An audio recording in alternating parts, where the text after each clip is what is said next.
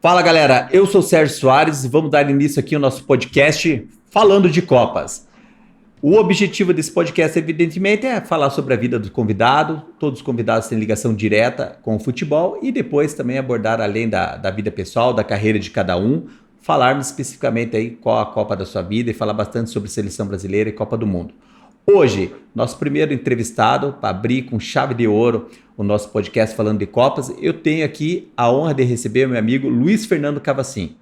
Luiz Fernando Cavacin dispensa apresentações, é um campeão brasileiro, ele era jogador do Curitiba, depois ele vai passar a carreira dele toda para nós, jogador campeão brasileiro em 1985. Então, é uma honra você começar um podcast com a presença de um campeão brasileiro. Ele vai falar sobre sua carreira, profissional, depois que parou de jogar, o que ele faz atualmente, seus projetos para o futuro e, evidentemente, falar aí sobre a seleção brasileira. Luiz Fernando, muito obrigado por você estar aqui com a gente, é uma honra primeiro receber você, como eu disse, sim, um campeão brasileiro, cara, precisa ser reverenciado de todas as formas e eu tive o prazer, a oportunidade de trabalhar com você também, né? Ambos somos professores de educação física, trabalhamos juntos, então uma honra receber. A primeira pessoa que eu pensei em chamar para entrevistar nesse quadro foi você, justamente assim, por você ser uma pessoa muito acessível, muito humilde, tem muito conhecimento e é uma honra receber você aqui, Luiz. Seja bem-vindo, Luizão. Obrigado, Sérgio. E aí, a gente está aqui para fazer o melhor e tentar te ajudar aqui, né, nessa primeira apresentação do programa. Isso, exatamente. Então, Luiz Fernando Cavacin, conte para nós seu início no futebol. A gente deu uma pesquisada, confesso que não me lembrava mais, né? Cara, você teve início nas categorias de base do Pinheiros. O Pinheiros, para quem não sabe, começou agora, deu início ao Paraná Clube, né? Em fusão com o Colorado, no dia 19 de dezembro de 1989. Mas o Pinheiros, nos anos 70, nos anos 80, foi o clube que mais formou jogadores espetaculares ali. A maior geração dos anos 80 não veio da dupla Atletiba, e sim do Pinheiros. Pinheiros formou muitos craques. Então, imagina, o Luiz Fernando fez a base dele no Pinheiros, até depois passou por times amadores da capital, até chegar pelo Curitiba. E o que mais me surpreende é quem trabalha com futebol, principalmente antigamente, conhece as lendas, né? O professor Cizico e o professor Hamilton. Então, o Luiz Fernando teve a oportunidade de ser treinado por esses dois. É isso, Luizinho? Exatamente. São Milton Noff, que era no Pinheiros, né? E o Cizico no Curitiba. Então, o Cizico, quando teve a oportunidade, me convidou para ir para o Curitiba. E eu sou coxa, né? E abracei com unhas e dentes, né? Sim. Eu imagino, assim, a realização, né? De você ser torcedor de um clube e chegar ao profissional do clube do coração. Tem uma certa pressão, Luiz? Tinha também uma certa pressão? Ou na época, assim, realmente o futebol, nesses aspectos, todo profissional sofre pressão? Mas antes, na base, não tinha essa pressão exacerbada como tem hoje ou não? Como era antigamente? Não tinha essa sessão. Só que a torcida do Curitiba sempre foi uma torcida que cobrava muito, entendeu? Dos meninos da categoria de baixo, né? Ela queria que desse resultado, né, muito rápido. Então, algumas vezes alguns jogadores sentiam essa dificuldade. Mas em termos assim de pressão, eu não me lembro de ter muita pressão, não. Sim. Bom, apesar que eu peguei um grupo forte, né? Meu grupo que eu entrei Sim. Era um grupo forte, né? Já unido, já tinha uma estrutura muito boa, né? Sim. Quando você pega um grupo mais que está com dependência de jogador, com dificuldade, fica ruim para o jogador novo entrar, né? Você pegou um Curitiba ali... Eu peguei um Curitiba estruturado, né? E tinha ganho praticamente todos os campeonatos na década de 70, né? Ele tinha perdido, acho que um bicampeonato para o Atlético Paranaense, o Atlético tinha sido bicampeão estadual, né? Mas ali você sobe ainda em 84 com o Curitiba forte, né? O Curitiba... na fase crescendo, né? Na fase crescendo, com vários jogadores experientes também, né? E bastante jogador da categoria já lá, né? Vavá, Eliseu. Vavá, Gerson, Eliseu, o Elcio, lateral esquerdo, né? O Elcio Bocão, lateral esquerdo, também é da base do Curitiba, né? Isso. Então tinha um time... já tinha um time de meninos lá que te dava uma situação melhor, né? Para você chegar já não ser o único menino no meio daquela rapaziada, né? Sim. E o fato também de ser treinado pelo Dirceu Krieger, que era, além de ser o maior ídolo da história do Curitiba, era o homem que fazia essa ligação, né, entre a categoria de base e o profissional. Então, provavelmente quando o Krieger levava alguém para o profissional, não tinha ninguém, ficava, não, será que é bom mesmo? Com certeza a pessoa tinha uma qualidade absurda, né? O Krieger fez essa intermediação com muito jogador. Comigo não foi assim, porque eu já saí só com o Cizico. Ah, sim. Eu não tive o processo de trabalhar com o Krieger, né? Ah, sim. Então, eu não peguei o Krieger como treinador, né? Eu peguei o Cizico. Então, a minha fase de trabalho foi tudo com o Cizico. Então, né? Eu estava finalizando a minha formação de juniores. Naquela época era juvenil e júnior. Sim. Né? E eu estava no júnior, final de temporada para ir para o profissional. Conte para nós. Como é que foi o teu início no profissional de Curitiba? Que ano você sobe? Você sobe já em 85, com o Campeonato Brasileiro em andamento? Porque, para quem não sabe, em 1985, o Campeonato Brasileiro foi disputado no primeiro semestre, né? E o estadual acaba sendo disputado no segundo semestre. Então, você sobe já no início do ano do Campeonato Brasileiro ou durante o Campeonato Brasileiro, Luizão? Na verdade, assim, tinha 20 anos na época, né? Tava finalzinho, porque naquela época acho que até os 20 anos que ia nos juniores, no juvenil, desculpe, não, nos juniores. Aí, nessa transição que aconteceu, o Curitiba, foi o último jogo do Curitiba contra o Santos. É o jogo da fase, Isso. O gol do Marco Aurélio, que é o famoso 3-1. Então. Para quem não sabe, só cortando aqui o Luizinho, me desculpe, essa é uma narração, se você procurar no YouTube, a locução desse gol do Lombardi Júnior, é uma das locuções mais emocionantes, assim, imagino que para a torcida do Coxa esse gol tenha sido espetacular. Curitiba 3, Santos 1, o Curitiba precisava dessa diferença de 2 gols para se classificar, e o Marco Aurélio faz o gol já no finalzinho, aos 43 minutos do segundo tempo. Foi o Lela. Lela, aliás, faz o gol do Lela. A narração está escrito gol do Lela, jogada do Marco Aurélio, participa, o Curitiba ganha de 3-1. 2-1, perdão. 2-1.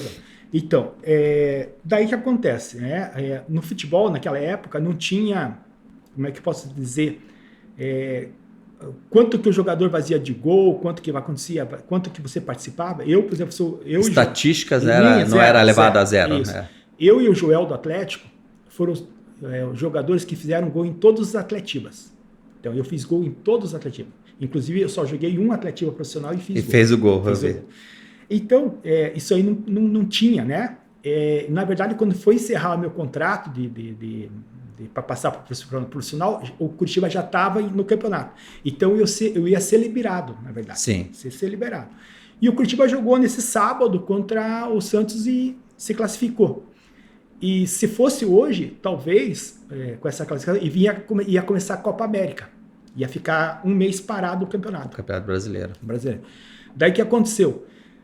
Se fosse hoje, talvez o seu Andrade, os treinadores, geralmente o que acontece? Classificou o time, vai embora e fica o auxiliar treinando, porque, né, vai ver a família e tal, e fica o treinador, no caso o auxiliar seria o Krieger, né, e ficaria ali observando os jogadores, dando manutenção para começo do campeonato.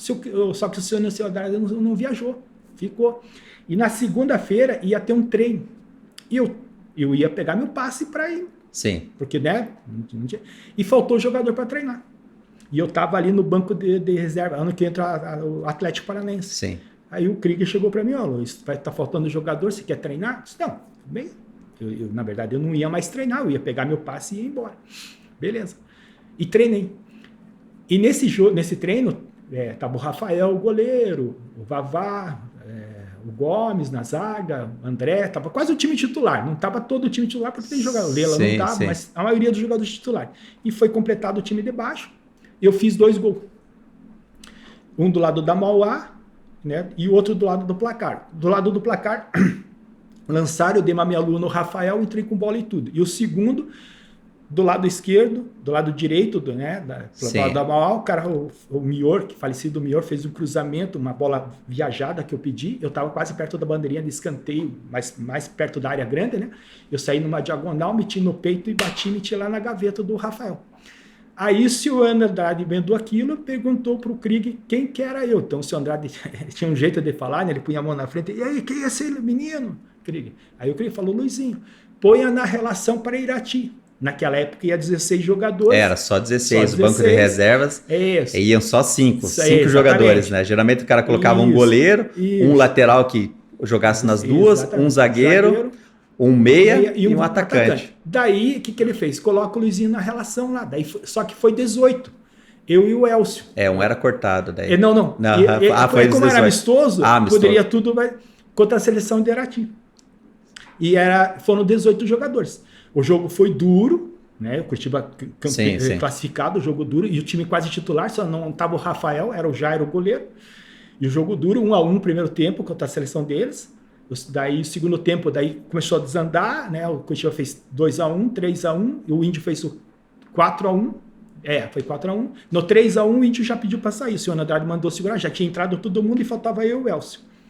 Aí fizemos 4-1, aí o senhor Andrade mandou a gente entrar, né? Já estava aquecido, já entrar. Faltava uns 20 minutos. Eu entrei, a primeira bola do jogo, o Edson foi na linha de fundo, ponta esquerda. Grande ponteiro. Agora está trabalhando no Paraná Clube, agora voltou. É ídolo do Cruzeiro. Não o Edson. Esse Edson que está no Paraná Clube é o Edson Borges. Não era o Edson. O Edson Ponta, o outro atacante. O outro Edson do Cruzeiro. Esse que está no Paraná Clube é o Edson Borges. É o Edson Borges, né? Aí ele foi na linha de fundo, esse Edson bateu cruzado, eu entrei no primeiro pau, meti lá na gaveta. Primeira bola do jogo. E como a gente estava muito forte e bem preparado fisicamente, quando eles foram sair, que era uma seleção amadora, eles foram sair, o Elcio roubou a bola dos caras, a bola caiu na frente minha, os dois zagueiros vieram, eu tenho uma boa qualidade de passe, e joguei no meio dos dois jogadores, o Edson entrou e soltou o trocanudo. Mas em sequência, fizemos 6. E ali começou a mudar a minha história. Sim. Porque daí o Foguetinho, o Josias Lacour, que faleceu agora, né? Sim. Paulo Mosman era repórter do Curitiba, cobria o Curitiba na época. Aí me deram uma moral incrível, fizeram uma entrevista comigo e tudo. E aí eu fui pro Campeonato Brasileiro. E o primeiro jogo do quadrangular foi em casa contra o Joinville. E o Índio não tinha renovado o contrato. Então eu subi justamente na fase final, entre os quatro lá, né? E aí o primeiro jogo meu foi contra o Joinville em casa, que ganhamos de 2-1. 2-1. Esse jogo você participa, né? Porque tem o jogo fora, que o Curitiba ganha também, né? Joinville lá também foi. No antigo estádio do Joinville, que depois virou uma arena, né?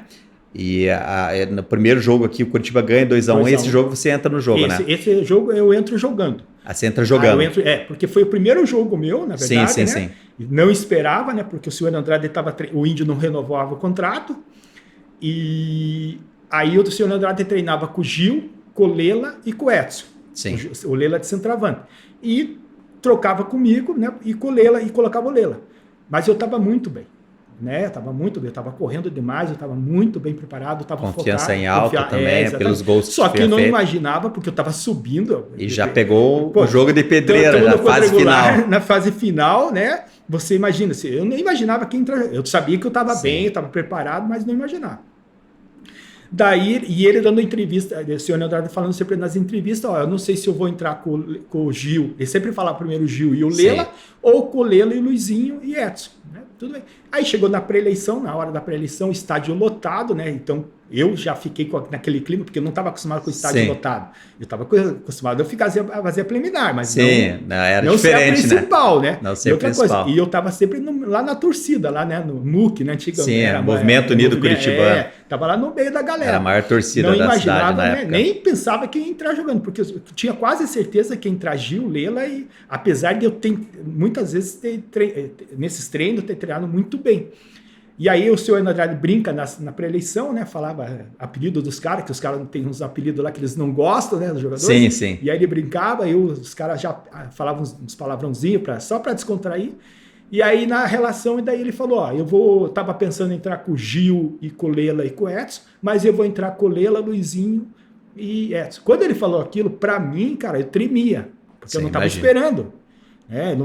Eu estava preparado, mas não estava preparado para entrar jogando, né? Menos de um mês antes estava para ser mandado embora, imagina. Exatamente. Contra o Santos, eu só ia pegar meu contrato e ir embora, entendeu? Sim. E aí eu tô no grupo que vai decidir a primeira partida, que era super importante para o Curitiba. Sim. E eu sou assim, eu aqueço muito bem, então no aquecimento o Gomes começou a aquecer comigo e me dava umas pauladas na bola né? E eu tenho uma qualidade boa, então a bola vinha, dominava bem. E o Gomes me levantou, falou, cara, você tá pro jogo, o jogo é teu hoje.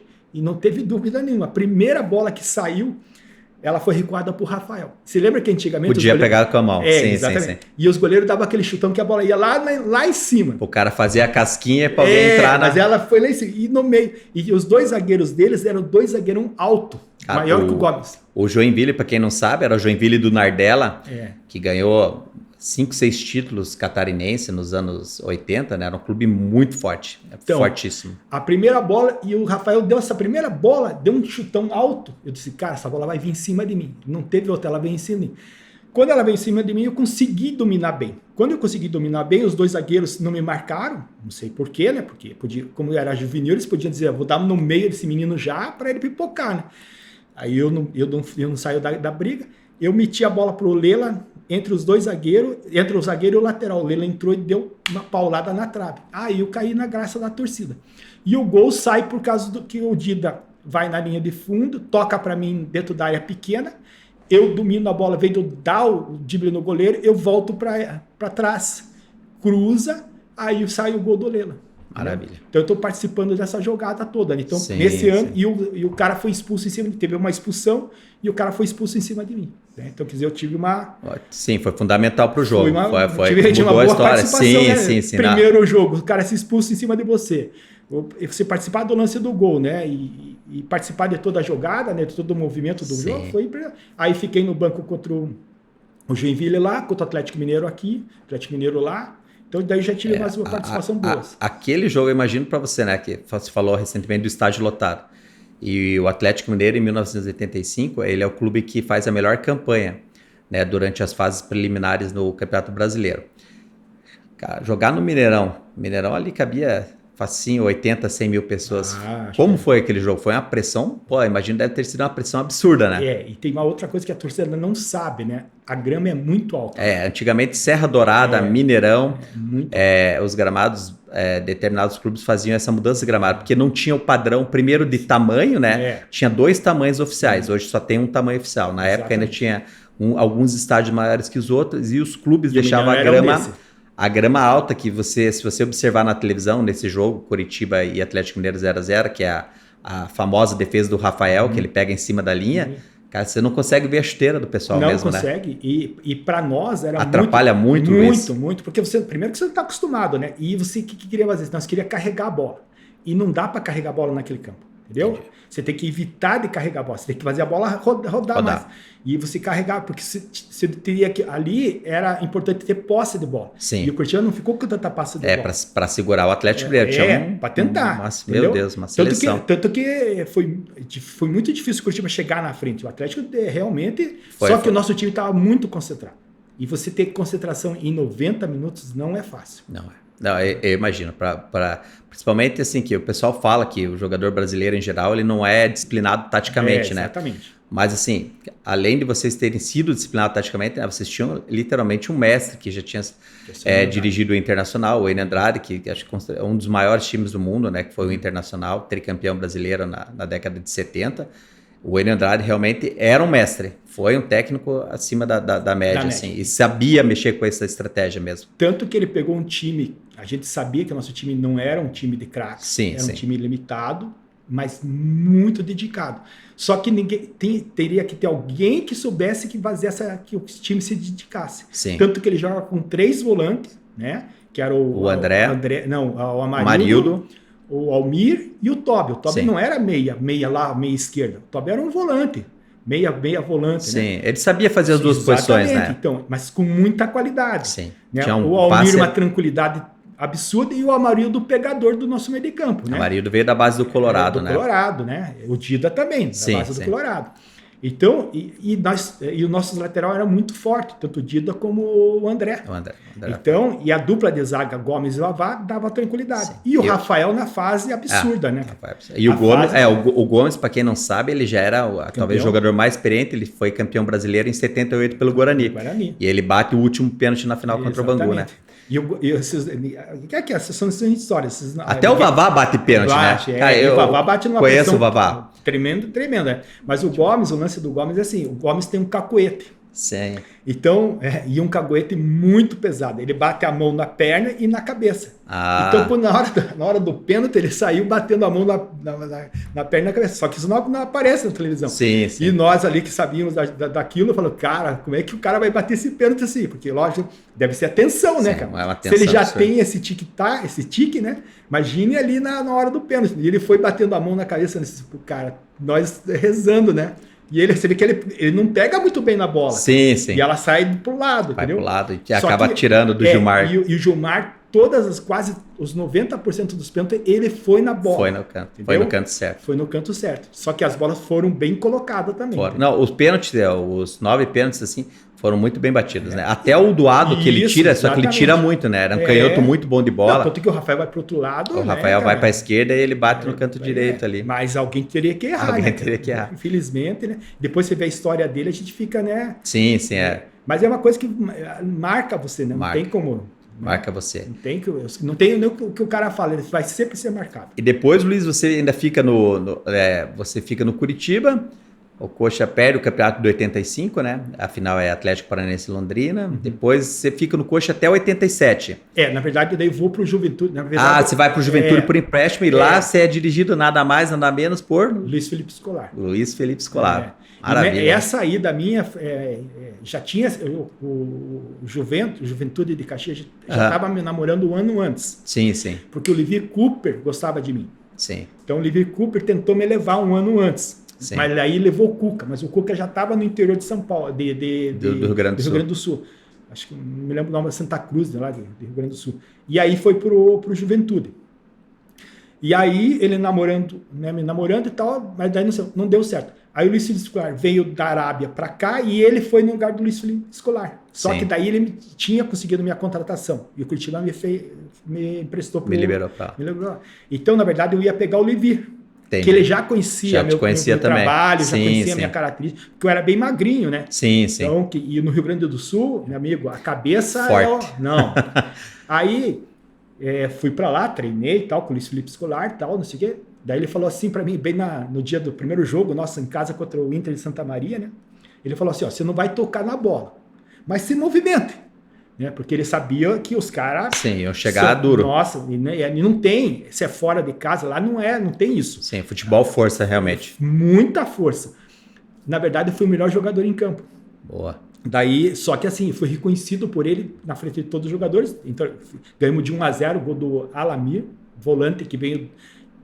jogador que batia muito forte, e ele fez o gol de fora da área. E a gente ganhou de 1-0. Ele fez esse gol porque eu estava no meio dos dois zagueiros, eu puxei para o lado, abri um espaço fora da área, ele pegou e bateu no cantinho e ganhamos de 1-0. Maravilha. Aí no vestiário o Luiz Felipe falou, eu pensei que você não ia tocar na bola. Você tocou em todas as bolas, não tomou uma porrada, e eu sou muito rápido, muito leve na época, né? Então foi ali que eu fiquei um ano lá no Juventude. Daí eles quiseram me comprar. Daí, antes de fechar esse ano, o Edson Borges me ligou, que nós somos parceiros, né? Nós éramos muito parceiro na época, quase irmãos. O Edson me ligou dizendo assim, Luiz, o Hélio Alves, o Curitiba tá só comigo pro brasileiro. Porque o Mauro Madureira tinha se machucado e o Márcio Ramos estava mal. Era o Márcio Ramos, o Edson Borges e o Mauro Madureira. Mauro Madureira já tinha jogado no Colorado, já, né? Experiente. Machucou o joelho. O Márcio Ramos estava mal naquele momento. Acontece fase. Claro, o jogador Aí só tinha o Edson Borges. Aí, como ele era meu parceiro, ele ligou, você tem que voltar. Rescindir o contrato. Só que eles não queriam rescindir o contrato. E aí teve um problema lá, daí continuei o campeonato todo lá, mas daí não consegui vir para o Curitiba. E aí voltei, quando eu voltei, a gente foi campeão paranaense. Fui campeão paranaense também. Em 86. Eu só joguei uma partida. Foi com o Santo Antônio da Platina lá. Platinense, José Eleutério da Silva. Campo então, difícil de jogar lá. Na verdade, eu só participei daquele jogo, entendeu? Então, claro que você foi campeão, né? Mas eu não me considero campeão porque eu participei de um jogo, né? Mas fui campeão paranaense, né? Maravilha. Então, foi essa a história. E depois, daí você sai do Curitiba, você teve problema de lesões, pelo que eu lembro, assim, algumas coisas assim. Você teve que naquela época... umas lesões graves que te impediram de você ter uma continuidade maior, né? Na verdade, naquela época não tinha o que tem hoje, né? O teu gol no Atletiba foi em 87. 87. Foi o Paranaense de 87, sim, foi uma quarta-feira à noite. Foi Atletiba, deu 1-1 esse Atletiba, né? Isso, e você fez o gol no coxa. Eu fiz o gol, o Vavá cabeceou a bola e eu dei um carrinho e entrei com a bola. E naquela época não tinha o que tem hoje, não tinha lei. Sim. Então era aquele água quente, rabo de galo lá, sabe? Água quente e água fria, né? Daí punha aqui na minha coxa e eu tive uma lesão profunda na coxa. Só que ela não fez buraco, ela só rompeu lá e tal. Só que o calor não entrava. Então o que acontecia? Eu melhorava com anti-inflamatório e tal, voltava, batia na bola, doía. Isso ficou em 8 meses. Minha Nossa Senhora. Mas antes disso, quando a gente terminou, que eu voltei e tal, a gente o presidente, o seu Ivangelino, me chamou lá em cima para conversar comigo. Sim. Aí lá em cima estava o seu Enio Andrade, Gomes, o seu Ivangelino, tinha mais um que eu não me lembro. E eu. Aí o presidente perguntou para o Gomes, posso vender o Índio? Daí os caras, podem vender o Índio que o Luizinho vai ser titular. Beleza. Saí dali, fui treinar, machuquei. Minha nossa, muito azar, né, Luiz? Muito, e aí... Coisa do futebol. Faz parte, fiquei aí 8 meses. Curitiba teve que contratar outros jogadores de novo, né? E outra coisa, quando eu fui me recuperar, daí estava quase me recuperando, teoricamente, mas eu acho que não estava recuperando, seu Enio desceu no vestiário... Se o Enio, não, desculpa, o Evangelino, coisa do futebol, desceu no vestiário, estava tomando banho e falou assim, você tem mais uma semana para recuperar, senão você pode pegar teu passe. Aí eu fui falar com o doutor, tenho mais uma semana, vamos filtrar? Daí eu falei, por que não infiltramos antes então, né? Porque daí ele me explicou que na coxa não tem a mesma coisa que no joelho. Sim, é diferente, tipo de infiltração. Vai circular mais no músculo. Menos cartilagem. Daí eu falei, por que você não falou isso antes? E vamos fazer um exame dentário. Daí eu falei assim, não, o senhor está brincando comigo, né? Como exame dentário? Não, se você tiver uma cárie... um foco dentário pode prejudicar muscularmente. Tanto que hoje... Na base já o pessoal faz esse exame. Eu falo para todo mundo, cara, eu levei 7 meses para saber que tinha um foco dentário. Não sabia. Por baixo dos meus dentes tinha uma cárie. Isso influencia diretamente. Totalmente, porque todo remédio que eu tomava ia para essa região. Não ia para a musculatura, entendeu? Como é que pode? Daí o que aconteceu? Aí eu recuperei, mas aí já era tarde, né? Daí já o processo já era tarde. Aí veio um time do Amador e me ofereceu uma grana muito boa, que eu não ia nem ganhar no profissional, não ia ganhar. Sim. Aí eu fui pro Amador. E ainda profissionalmente você ainda joga pelo Iguaçu de União da Vitória. Isso. E por mais... Depois do Iguaçu fui pro Operário de Ponta Grossa. Foi pro Operário de Ponta Grossa. Isso. Também. No Operário tive uma lesão também. Ponta Grossa, e Operário já naqueles anos 80 ali também, até início, começo dos anos 90, também tinha times fortes, né? Jogar lá na Vilas Oficinas, lá no Sherman do Krieger. Nós jogamos um amistoso contra o Santos, foi 1-1 o jogo. Sim. Entendeu? Só que eu não pude jogar porque eu já estava lesionado. E ali foi o meu... Aí resolveu parar e fez a carreira no Amador daí. Daí na verdade eu recebi uma proposta muito boa no Amador, né? Eu lembro que você tinha comentado isso daí na época. Para até me construir minha casa, né? Sim. E eu não ia conseguir isso no contrato profissional, não ia conseguir de jeito nenhum. Porque era muito tempo sem jogar também, né, Luiz? Não, porque daí na verdade você não ia estar num time, assim, aí teve uma situação que poderia mudar isso. Foi que o Colorado, na época, o Josias Lacura, até que veio falar comigo, que eles estavam interessados em mim.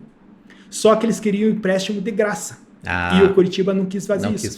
Por quê? Porque se eu fosse bem, a torcida ia pegar no pé. Entendeu? Então, essa foi uma situação que poderia mudar a minha carreira.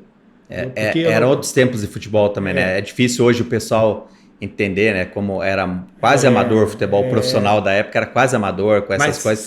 Desde o departamento médico, o departamento físico e principalmente com os dirigentes, né, Luiz? E na verdade eu ia fazer o que o Amarildo fez ao contrário, né? O Amarildo veio e o Dida vieram, eu ia pro Colorado, né? E eu ia me dar bem, porque o Gans gostava de mim e o treinador do profissional, que não me lembro agora quem que era, se não me engano, já era a Celi Boca. Sim. Eu não tenho certeza. Ou se estava perto da Celi Boca. Não, eu acho que era a Celi Boca porque eu fui para a seleção paranaense antes de ir para o Curitiba. A Celi Boca acho que foi 83, 84. Que eles contratam o Marola, Mauro Madureira. Então foi esse time. Exatamente. Então foi bem depois. Aham. E eu ia ser prestado para o Colorado, mas daí Aham. não deu. Infelizmente não deu. Infelizmente não deu. Mas tem coisas que acontecem no futebol. Depois, Luiz, vai pro Amador. No Amador, tava vendo o número de taças de final que você disputa de Suburbana e Taça Paraná também é um negócio absurdo, né? Na época... Eu sou o segundo jogador a ter mais taças, né? Eu sou o segundo jogador. No combate e barreirinha. No combate e barreirinha, sim. Eu tenho 16 taças no combate e barreirinha. Minha nossa de senhora. campeão, vice e como auxiliar de treinador e como treinador. Como auxiliar de treinador e treinador. E isso você jogando de centroavante. Você manteve a posição. Daí não quis mais zagueirar, não quis nada. Isso não daí serve. Definiu o ataque mesmo. Sempre fui atacante, né? Tanto que eu fui sempre, em todas as competições, fui artilheiro do campeonato. Luizinho, nesse tempo de futebol profissional, o Curitiba ali, campeão brasileiro em 85, teve em 86, convocado para a Copa do Mundo, o lateral esquerdo Dida, né? Desses jogadores que você jogou a favor, no seu time, qual foi o craque, assim, o cara que você olhava e falava, esse é diferente, independente da posição, sim. Qual era o cara mais fera que você jogou junto? Na minha opinião, o Dida e o Tobi. O Dida e o Tobi. O Tobi ainda ele sai emprestado para o Bangu, né? Isso. O Tobi é campeão da Taça Rio em 1987 pelo Bangu. O Bangu faz um super time, contrata o Neto, o Mauro Galvão. E o Tobi jogava mesmo. Jogava muita bola. E o Dida era acima da média. E porque o Elcio... O Dida se aproximava do Júnior. Sim. Do Flamengo. Tanto é que o Dida ele sai do Curitiba, ele joga no Corinthians, joga no Palmeiras e joga no Flamengo também, né? Ele retorna aqui para o Coxa no final de carreira. Qualidade. E ele foi um dos primeiros... Ele e o Júnior foram um dos primeiros a fazer a diagonal para dentro. De lateral. Porque sempre abria e trombava com ponta, né? Exatamente. E eles faziam isso... sem uma orientação específica de um treinador, você vai entrar pela diagonal, você vai fazer aqui o... Percepção de campo Exatamente, mesmo. Espaço, visão, talento, né? Muita qualidade, né? Com a bola no pé, né? Sim. Então, quer dizer, o Dida do Curitiba, na época, tecnicamente, e o Tobi eram Sim, o Tobi é sobrenatural. O Tobi tem um livro, não sei se você chegou a ler, o Tobi, já dei. O campeão brasileiro. Não li todo ele, mas... Sim, é bem interessante também, né? A história dele. A história do Tobi foi um jogador sensacional, infelizmente já falecido, né? E se você olhar esse elenco do Curitiba, o lateral esquerdo reserva era o Elcio, né? O Elcio Bocão, que tinha uma qualidade absurda. O Elcio era muito forte. Sim, muito forte, né? Tanto é que o Elcio é campeão da Copa do Brasil pelo Grêmio, em 89, joga no Guarani de Campinas também. Isso. Eu tive a oportunidade de trabalhei na escolinha do Coxa, trabalhei com o Elcio Bocão, uma figura maravilhosa também. Hoje está aí como quase padre. O Elcio, excelente jogador também. Então, o Curitiba tinha time, né? E o que eu mais fico imaginando nesse time... do Curitiba era que os 3 goleiros campeões brasileiros são aí, se você contar aí, depois teve o Fernando Praz, o Wilson, de grande goleiro, antes teve o Manga, nos anos 70, mas tinha Jairo, Gerson e Rafael, 3 grandes goleiraços, hein? Para fazer gol nesses caras aí. Absurdo. Tinha treino e finalização já na época, Luizinho? Tinha. Não é como hoje, né? Sim. E até eu falo esses tempos atrás aí, que eu estava como treinador, né? Eu falo assim, o que eu fazia há 20 anos atrás, mais ou menos, faz 15 anos que eu estou fora do mercado de futebol amador como treinador. Sim. O aquecimento, porque eu fazia parte do aquecimento, eu fazia parte da comissão técnica, eu fazia parte de aquecimento. Eu fazia chute no gol, o que hoje os caras fazem, na minha época, 20 anos atrás. Entendeu? Chute a gol, finalização, cruzamento, né? Tanto que as pessoas, porque antigamente era assim, né? Tenta não chutar no gol para não estragar a grama, não sei o quê, né? Então, na hora do aquecimento, os donos do campo lá do Iguaçu, vinham me cobrar. Não faça isso aqui. Como que não fazia aqui? Aquecimento, entendeu? Porque se não aquecia antes, entrava meia hora antes para aquecer, entendeu? Então, quando eu aproveitava para aquecer, a bola cruzada, a batida de fora da área. Fazia o que ia fazer no jogo, o fundamento que faz no jogo. Exatamente, eu fazia os fundamentos do jogo, isso há 20 anos atrás, né? Maravilha. Que a maioria dos caras só faziam aquele aquecimento atrás do gol lá. Sim. Perna, nada. Eu já fazia isso aí, já finalização, atravessa o campo, bola, batida, entendeu? Maravilha. Eu fazia isso há 20 anos. Luizinho, na tua época, lógico, o salário nem se compara com relação a hoje. E, assim, a seleção brasileira, ela tinha um respeito da torcida em geral, né? Hoje a seleção brasileira está em baixa, estamos aí indo por mais um ano de Copa do Mundo. Na minha opinião, particularmente, eu não acredito na seleção brasileira, acho que vai ser um fracasso mesmo com esse treinador. e tendo bons jogadores. Mas na sua época, cara, a seleção brasileira, o que era a seleção brasileira nos anos 80? Bom, é que, na verdade, naquela época tinha, por exemplo, 6 jogadores acima da média. Para cada posição tinha muito jogador. Muito jogador. E aqueles que iam para a seleção, então não era, por exemplo, por hoje, quem que é o cara top? É o Neymar. Diferente do que você pensa do Neymar. Sim. Do Kaká. Tecnicamente, sim. Só tem ele. Aí você tem o Vinícius de força, né? Mas isso é força, não é o que o Neymar faz. Não era que até o próprio Roberto Carlos fazia. Além da força técnica. Roberto Carlos tinha técnica. Para bater na bola, para cruzar. Falcão, cara, Zico, Sócrates. Pô, e fora os outros que ficavam. O Alex não chegou na Copa do Mundo, cara. Sim. Porra, Alex, cara, se você pegar hoje, tecnicamente, todos os jogadores não dá o Alex, cara. Não dá, isso é verdade. Não dá o Alex, cara. E o Alex. Então, só falando isso. Então, era muito jogador de qualidade, não era um só. Dependemos só do Neymar. Sim. Sócrates, Casagrande, Sócrates, Zico, Toninho Cerezo, Falcão. Fora os que ficaram de fora, Zenon, nossa. Tinha muito jogador, Jorge Mendonça, tinha muitos craques. Só o Jorge Mendonça, por exemplo. Quem que tem no Brasil a habilidade que ele tinha? Não tinha, né? Entendeu? Não tem. Era absurdo. Não tem comparação, você não pode comparar. Só que agora você tem que trabalhar com o que tem aí. Sim, o que tem. E tirar o máximo. E não é time ruim, cara. Sim, não. Tem jogadores de muita qualidade, né? Só que não são você não tem 3, 4 jogadores na seleção que desequilibram. São jogadores bons, muito bons. Se o grupo tiver tudo unido, com uma pegada boa, porque futebol é pegada, cara. Se não tiver pegada, concentração, ver que tem 500 câmeras durante o jogo, vai saber tudo. Sangue frio, hoje em dia não dá para bater mais, igual na tua época apanhava, zagueiro apanhava. Se você pega a Copa de 74, cara, Brasil e Holanda, foi uma guerra. Que é isso, cara, porrada comendo solta, 2-0 foram entendeu? Que ali não terminava, 7 jogadores se expulsos, com toda essa camarada que tava. Tecnologia hoje. Entendeu? Qual a Copa do Mundo que te marcou, Luizinho? 74? 74. Holanda. Porque ali muda tudo. Ali muda o futebol. Exatamente. Tudo que tem hoje taticamente dá início ali. É o carrossel holandês do técnico Rinus Michel, para quem não sabe. Rinus Michel era um professor de educação física e ele implementou esse do chamado futebol total, que é os jogadores fazer mais uma função e correr mais, porque ele dava aula para crianças especiais. E eles notavam que o jogo ficava mais divertido, porque as crianças não guardavam posição, aonde estava a bola ia todo mundo. Exatamente. E ele achou isso uma maneira mais dinâmica e transformou isso para o futebol profissional, levou isso para a Holanda, né? E sem contar a qualidade dos jogadores da Holanda, né? Que era a base do Ajax, Neskes, né? E o Cruyff, cara, tinha um time, Rosenbrick, tinha um time sobrenatural, né? De qualidade. Eles tinham um sistema do 4-3-3, né, que jogava ali, que tinha mobilidade, que os laterais trocavam de lado, de função. De vez em quando tinha os dois laterais do mesmo lado. Quem que via isso no futebol? Mas só que isso, como é que pode acontecer isso? Só treinando, cara. Então o cara colocava isso no treino e os caras vaziam.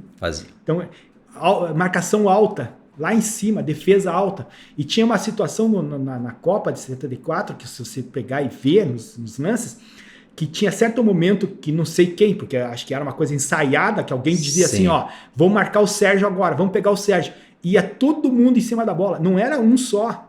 Parece time... 3, 4 jogadores em cima da bola. Muito mais. Teve uma vez um movimento, acho que contra a Argentina, se não me engano, no meio de campo, contra o Uruguai, que vai todo mundo em cima. Todos, cara. Inclusive os atacantes, que eles iam para uma defesa não tão baixa, mas já tem. E quando eu sempre digo isso quando eu estou preparando os jogadores. Quando o Sérgio falar que sai todo mundo.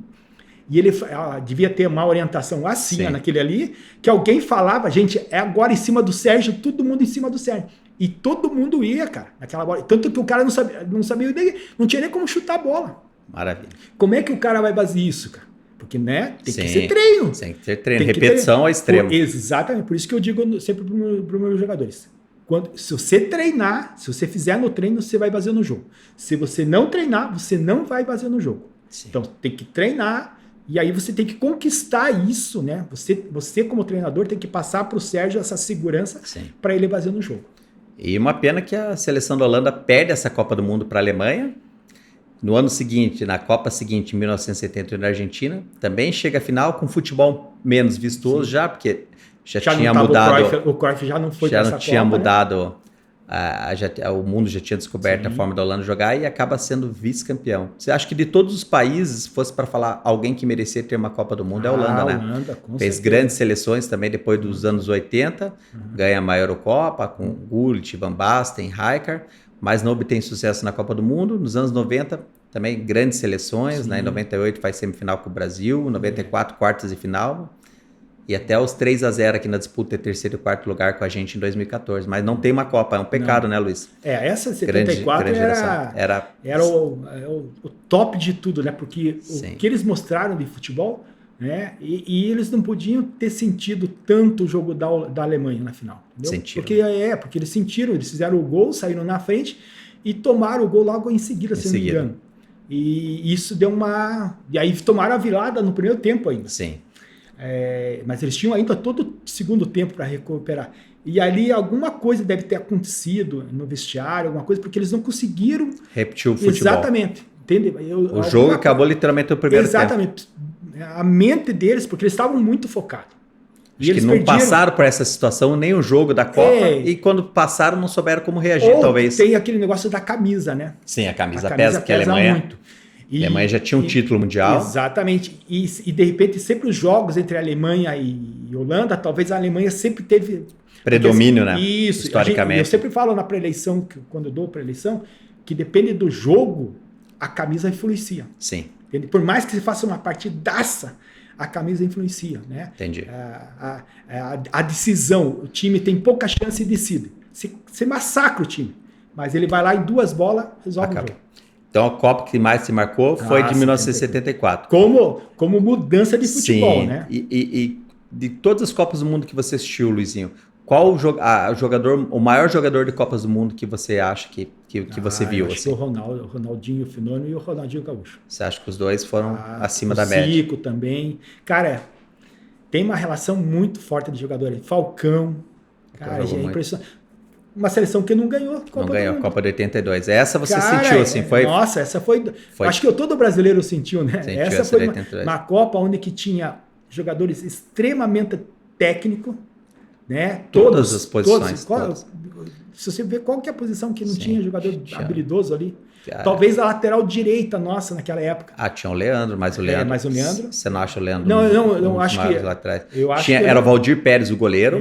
Leandro Júnior, os laterais, né? Aí você tinha o Luizinho e o Oscar. Oscar, né? Oscar, Luizinho e Não Oscar. é o Edinho nessa época, Não, né? o Edinho foi pro banco. O Edinho é titular em 86. Então isso aí você tinha o meio de campo com Falcão, Cerezo, talvez faltasse alguém mais pegador, porque ele deixou o Batista no banco.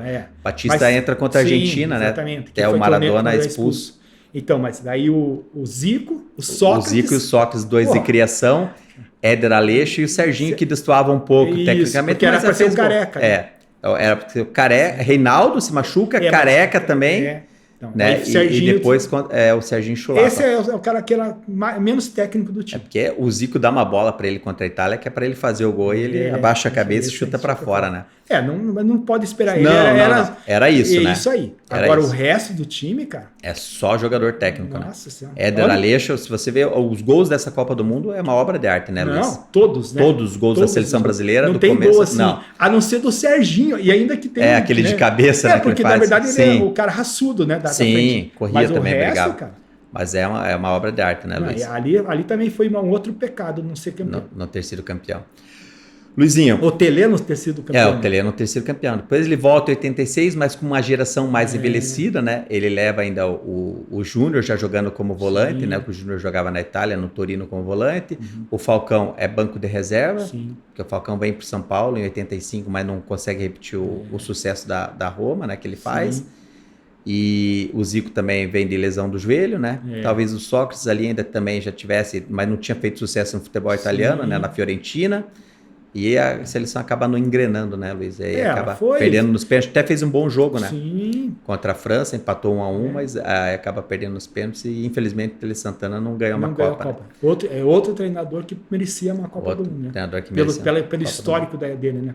Maravilha. E treinador que quer futebol, né? Que quer futebol. É isso que a gente quer, né? É futebol. Infelizmente, agora na seleção brasileira, a gente está esperando isso, né? Está esperando um treinador que dê arte, né? Que dê arte.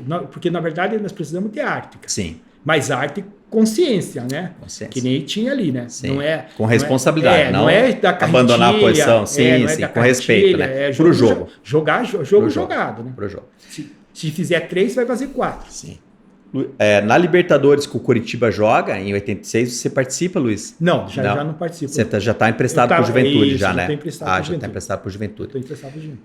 Luiz Fernando, o que você faz hoje? Fala para nós aqui, pro pessoal do canal, o que você faz hoje? Hoje você trabalha com futebol como treinador? Isso. Ou como auxiliar? Não, na comissão, treinador. Você quer trabalhar como treinador? Como treinador. Então, hoje você tá fora da Suburbana, tá fora do futebol. Na verdade, faz 12 anos que eu tô fora da Suburbana. Sim, mas porque eu trabalhava no sábado nas academias. Nas academias, então, sim. Às vezes tinha aula sábado, não batia com treino. Exatamente. Daí, agora, esse ano, agora que tá o ano passado, já eu fiquei sem trabalhar os sábados. Daí eu tava procurando voltar pro futebol amador. Não tô conseguindo me encaixar ainda, mas estou aí, né? Tô no mercado, conversei com algumas pessoas, né? Aí os caras disseram que você tem que aparecer. Eu acho que se eu fiz um bom trabalho, né, porque eu fui treinador do Santa Quitéria e cheguei na final contra o Trieste. Sim, quando o Santa Quitéria chegou na final, você estava naquele elenco 2016, né? Isso, 2016, se eu não me engano. Exatamente. Aí a gente perdeu o jogo. Tinha o Danilo, meu amigo goleiro, que era do J. Malucelli, jogava nesse time, o Cleiton Santos. Também. Aí o gol deles do título, né? Porque daí eles fizeram 2-0, a gente fez 2-2, né? Que foi para o terceiro jogo. Acho que foi a primeira decisão que foi para o terceiro jogo nessas sequências, né? Que agora vieram bastante sequências de 3 jogos aí que está acontecendo no futebol amador. E na prorrogação, o Feijão teve uma jogada maravilhosa lá que deu um azar de não fazer o gol. No contra-ataque saiu uma falta e o jogo tinha encerrado, já ia por pênalti, bem dizer, né? Só bater a falta. E lá no campo dos Fictérios se conhece, né? Conheço bem. Lá para baixo. Estádio Maurício Frutti, a descidinha. Então, só que o campo é pequeno, né? Não é tão grande. E a falta saiu ali no meio de campo, no círculo central. Sim. Um pouquinho dentro do nosso campo. O menino e eu falava, eu sempre falei para minha defesa, para o pessoal, não pula, não abre. Se a bola entrar na gaveta, o Jonas não chega nela, mas tudo bem. Sim. Só que não é aquela bola que passa pela defesa. Pela barreira, que isso que é a pior coisa, desmotiva o time, para o time se engrenar demora muito, então ninguém pula na ponta do pé, se proteja, Pia bateu um arco, a bola foi lá na gaveta. Aquela bola que se bater 10 não faz. Não faz, tanto que nunca mais saiu gol desse jeito. Defensável. Só que foi o gol do título, tanto que a bola entrou, assim. Só pusemos de campo, o juiz nem deu saída. Mas para quem conhece Suburbana também sabe que você chegar com um time como o Santa Quitéria, que tem recursos menores, porque tirando Trieste e Iguaçu, que realmente são bicho-papão, tem uma estrutura muito boa, né? São os times que realmente entram para brigar, seria hoje como se fosse Flamengo e Palmeiras no futebol brasileiro. Exatamente. O resto significa bom trabalho. Sim, com certeza. Então, eu sempre falo assim, uma pessoa com a experiência do Luiz Fernando, ex-jogador, participou de todos os processos da base, imagine, base do Pinheiros, base do Curitiba, campeão brasileiro pelo Curitiba, dirigido por Luiz Felipe Scolari, depois volta... Seu Enio Andrade, né? Seu Enio Andrade, exatamente. Aí o cara desse daí, volta pro futebol amador, joga na amador, que é onde a essência do verdadeiro futebol no futebol amador. Para quem não sabe, nos anos 60, 70, os times da capital buscavam os atletas no futebol amador, né? O Luiz é uma prova disso. E aí... não pode ficar fora do futebol, Luiz. Você tem que estar no futebol. Se hoje, como é que faz para entrar em contato com você, Luiz? No seu Instagram, na sua rede social? Pode deixar aí para nós teu telefone, qualquer contato aí para a gente fazer. Então, no Instagram eu tenho meu nome é Luiz Fernando Cavacin, tá tudo assim, né? Sim. Instagram, então facinho de chegar lá e encontrar, né? E lá tem bastante vídeos meus, né? Mostrando o trabalho de treino. Sim, a sua história, sim. Isso, mostrando o treino e mostrando também, né, o meu trabalho de academia, né? Sim. Eu dou aula de academia, dou aula de step, dou aula de... Hoje, agora, a gente está com um projeto legal alongamento dinâmico mais calistenia e mais mobilidade, né? Sim, mobilidade articular. Tudo, isso, que engloba tudo isso. E então a força através da calistenia. Isso, e a gente engloba tudo eu vi isso. Então, um vídeo ali muito interessante. Quem quiser ter aula particular também com você, sim, daí pode procurar também. Pessoal isso. que está meio enferrujado aí, atividade física, procurar o Luiz para se alongar aí, tá à disposição também. Sempre procurando trabalho, então, né? Quanto mais trabalhar, melhor. Procura o Luiz na rede social, então. Então, Luiz, para quem o Luiz não parou, Luiz ainda Z, tá? Luiz Fernando Cavacin. Completo, tudo junto. Exatamente. Então, no Instagram. Luiz ainda está apto para o futebol. Então, os clubes da capital. Estamos jogando no 60, né? Eu vejo jogando 60. Então, esses dias eu vi você participando do Atletiba na praia. Na praia. Aguentou, Luiz? Aguentei. Jogar na praia? Não, porque areia é diferente, Luiz. É que, na verdade, eu sou um cara que sou um pouco acima da média, nos tipo assim, de se cuidar fisicamente. Sim, eu treino. Por ser professor de educação física também, sempre está na atividade física diariamente. Corrida, né? Faço corrida, faço musculação, estou sempre em atividade aí, né? Então... Conseguiu se mexer na areia. Ganharam o Atletiba ou perdeu, Luiz? Não ganhamos o Atletiba. Deu uma confusãozinha lá, né? Normal. Para variar, não foi com você, Luiz. Não, depois eu cheguei. O menino que arranjou a confusão, eu dei uma chegada nele. Depois na conversa lá, os caras falavam, pô, e aí, como é que tá teu amigo do Atlético aí? Boa, maravilha. E continua sofrendo com o Coxa, Luiz? Acho que esse ano vai fazer um bom trabalho na Série A? Cara, é isso aí. A gente torce, né? É que a torcida, ela tá muito sofrida, né? Sim. Nossa torcida está muito sofrida, está esperando um time que dê confiança. Parece, eu na primeira partida até falei para alguns amigos meus que o cara já está treinando quase 2, 3 semanas e não me apresentou nada na primeira partida. Sim. Nem taticamente, nada. Fernando Seabra, treinador. Então, e ficamos muito para trás num jogo que nós, contra o Bragantino, né? Sim, perdeu de 1-0, teve um jogador expulso. O Bragantino com mais posse de bola, sim, dominando o jogo, pressionando o Curitiba dentro de casa, né? Claro que o Curitiba perdeu um jogador também, né? Teve um jogador expulso. Só que no momento que estava 11 contra 11, a gente não viu o Curitiba se impor. É isso que a gente quer, né? Nós torcedores, nós pessoas queremos se impor. Se impor. O que é se impor? Marcação, pressão alta, ajustada. Não deixar o adversário jogar e quando tiver a bola jogar. Defesa próxima da linha, sem medo. Goleiro fora da grande área para ter essa posse de... Não pode ter medo. Então você não... Naquele jogo e alguns jogos do Curitiba, você não vê... Você já começa sentindo que falta treino, porque se o time não tem essa força lá na frente de pressão alta e o goleiro tá para trás do pênalti ali, dentro do pênalti, você já vê que não tá trabalhado. Por quê? Se você tá muito espaçado em campo. Muito espaçado. As linhas parece que não foram treinadas. Exatamente. Quem tá na arquibancada, hoje em dia, consegue ver taticamente as linhas bem ajustadas. Hoje em dia, teoricamente, entende-se pouco mais do futebol. Sim, tem mais conhecimento. Isso, a própria torcida... Fala-se mais de tática. Isso, fala, bloco baixo, bloco alto, bloco mais perto lá, junção de time, né? Sim. E quando você percebe que um time ele tem uma dificuldade, quando você já vê pelo goleiro. Sim. Processo do goleiro. Se você tem um time que tem uma marcação forte, rígida, quando vai todo mundo, o goleiro já fica fora da área grande. Já fica jogando o líbero ali, né? Isso, aí teve um jogador para mim, um dia, veio do profissional, que eu estava trabalhando lá, né? O Matraca veio do Juventude também de Caxias, veio pro Santa Quitéria, e ele falou, mas porra, Luizinho, você tá meio maluco, nós estamos muito lá em cima. E eu falei, o Jonas, que era nosso goleiro, eu falei, tá fora da área grande, cara. Ah, mas e se ele tomar um gol por cima? Qual foi o último ano que você viu um gol por cima lá do meio de campo? Muito difícil. Vai acontecer, entendeu? Teve o gol do goleiro do Curitiba no estadual, mas é outro nível de futebol. Vai acontecer, mas quantos anos que vai levar para acontecer isso? Boa. Você tem que, daí o que eu falava para os caras, você tem que estar preparado para isso. Aconteceu o gol, se por acaso acontecer, primeiro porque foi erro de marcação. Sim. Alguém errou essa marcação para dar esse espaço para o cara meter essa poder bola. chutar. Primeiro, se o cara fizer isso, cara, não adianta você ficar discutindo quem errou. Sim. Já foi, o erro já aconteceu. Pega a bola, põe no meio de campo e segue o jogo, velho. Não abaixa a cabeça. O time está treinado para isso.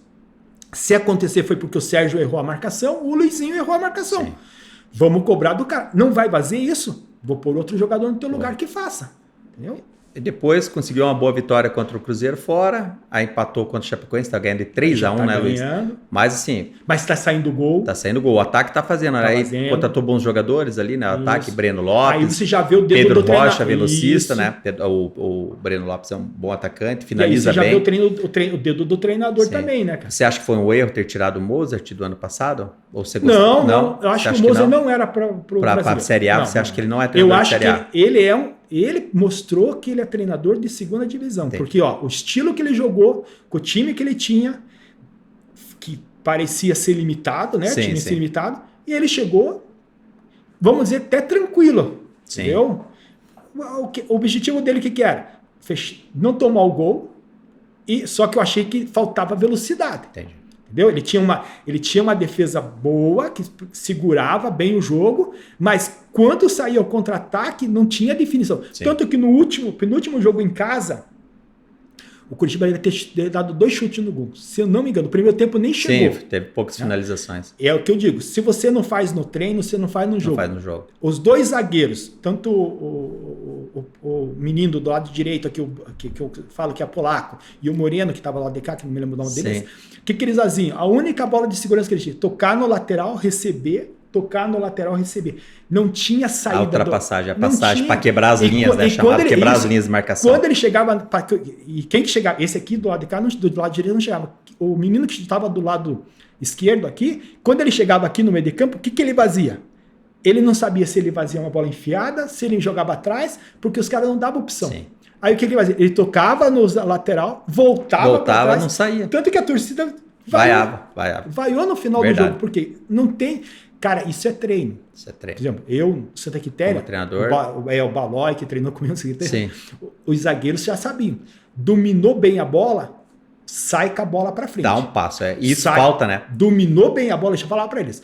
Dominou mal, vamos trabalhar a bola. Então, aonde que é o critério de ser uma jogada veloz? Porque a jogada veloz pode começar no zagueiro. Sim. Sérgio dominou bem a bola, você vai sair com a bola. Só que eu treinava o que fazer com a bola. Sim, não é só sair com a bola. Claro. Entendeu? Treinava, aproximação do Feijão, que joga aí na Suburbana. Sim. Entendeu? Então eu treinava. Joga no centroavante, o centroavante joga no Feijão e você passa como zagueiro.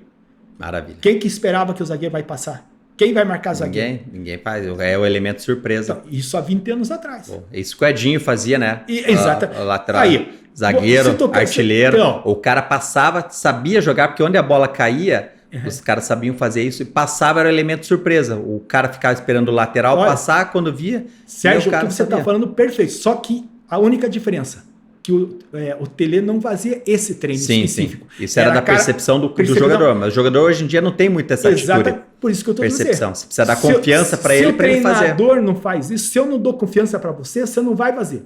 O Matraca dizia assim para mim, assim, nossa, o que você quer que faça? Quer que eu ataque? Sim, se tiver espaço, sim, pega a bola e vai desenvolvendo o jogo. Se você dominou a bola boa, por que você tem que jogar para o lateral? Por que você não pode sair com a bola? Porque você não é treinado. Entendeu? Exatamente. E quem fazia isso? Luiz Pereira. Grandes jogadores, zagueiros. Luiz Pereira, Davi Luiz, se não me engano, agora. Sim, agora fazia também. Então, mas o jogador tinha qualidade para sair e lançar. Então, o Juan fazia isso. O Piquet no Barcelona, na seleção espanhola, fazia treino, isso. Entendeu? Não é que o treinador... O próprio Sérgio Ramos também, né? Que já tinha característica de lateral, mas fazia também. Você pega o Marquinhos. O Marquinhos não faz isso. Marquinhos não faz, só defende. Ele vai até ali no meio de campo, não faz. Não toca a bola pro volante, exatamente. Porque o treinador não dá essa liberdade para ele. Lúcio fazia bem. Isso, Lúcio... Entendeu? Mas mais louquinho, né? Sim. Então são os caras assim que faziam, não é porque treinavam. Eu não. Eu treinava isso. Boa. Eu falava para os caras, dominou bem, só que eu falava que jogada que ia ser feita, como que ia ser feita. Boa. Então o cara joga, treino, repetição, sai no jogo. Boa. É por essas e outras, senhores, vocês precisam ter o Luiz Fernando no futebol. Para a gente finalizar aqui, o Luiz trouxe para nós aqui 2 camisetas do Curitiba.